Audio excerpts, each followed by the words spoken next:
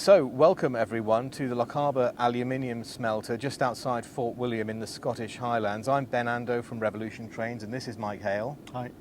And we thought we'd tell you a little bit about why we've chosen to do these quite distinctive and unique wagons. Now Mike, they're not an obvious choice and some might call them a little bit off the wall. Yeah, so a few years ago a well-known D&E modeller suggested to me that we produce these as a model. And my initial reaction was, that's a crazy idea, they're far too niche, their area of operation is too limited, and they've only ever appeared in one basic livery, the plain grey that you see behind us. But actually thinking more about it, how do you enable sort of models of more niche, more unique wagons to be done? We actually thought, can we turn this to an advantage? The fact that the plain grey base livery is common to all the versions, and then it's just branding changes over the 30 years lifespan of these wagons. So we thought actually that there might be a way to do this, and so we actually decided to go ahead with it. So what we've done is we've put together a short video to introduce them, and now we're going to talk a little bit, or at least Mike is going to talk a little bit about some of the details and spotting points on these fascinating vehicles. So what I'm going to do now is just show you around some of the features unique to the Alcan PCAs.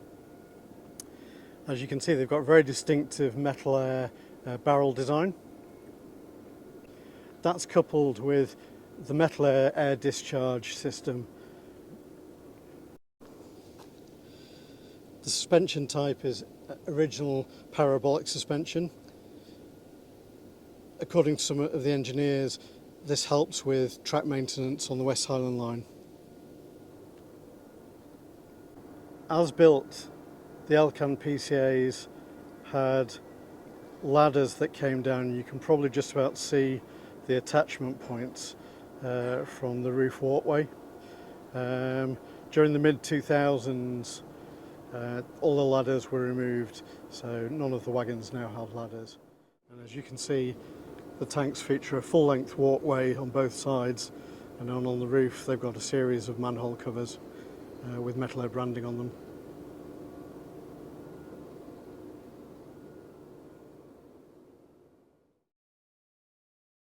I'm joined now by James Ball from Alvance, who is one of the team that take care of these wagons. And James, tell me a little bit about what you're doing to look after them. So what we've done at the start of this year, we've put together a refurbishment programme for the whole fleet.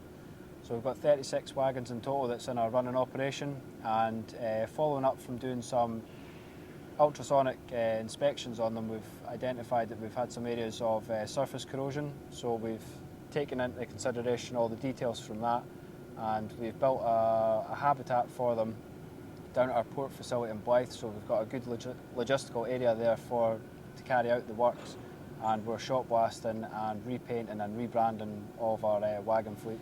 So far we're 12 through the fleet, so we're starting to make some good progress on that there, and this is one of the ones that we've done so far.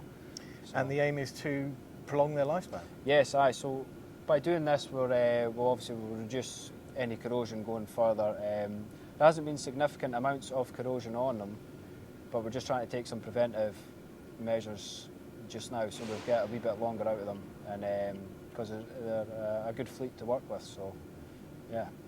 Great stuff, thank you very much.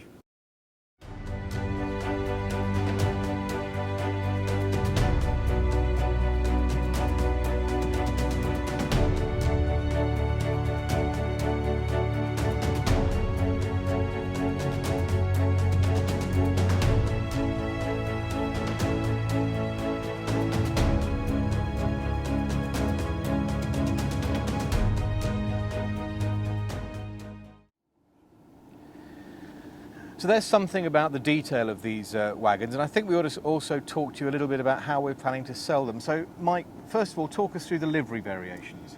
Yeah, so we're going to offer all the livery variations that these wagons have run in. So originally they were branded as Alcan with a distinctive triangular brand.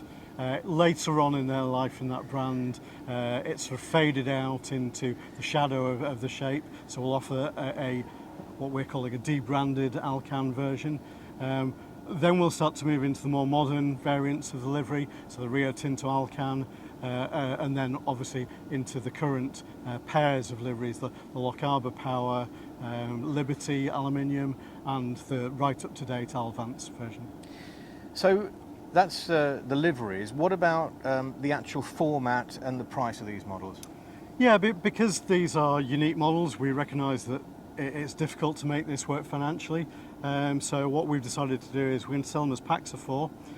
We spent a lot of time looking at footage of train formations to work out what was the best multiple, and it seems that 4 is the best, because quite common during the 80s and 90s was rakes of 12 of these wagons, and current rakes are anywhere between 18 and 22, but 20 is quite often a common rate.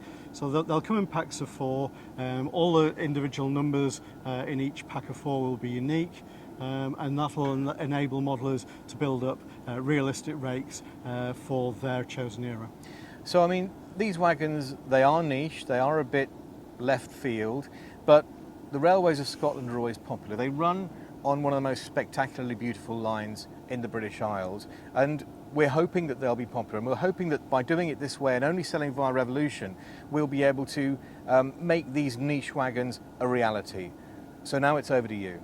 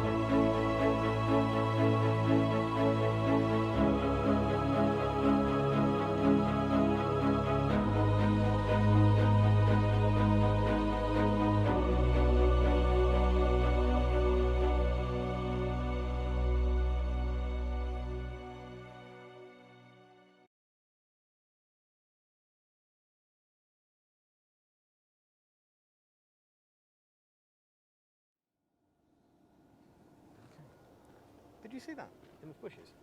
Was that a haggis? It might have been.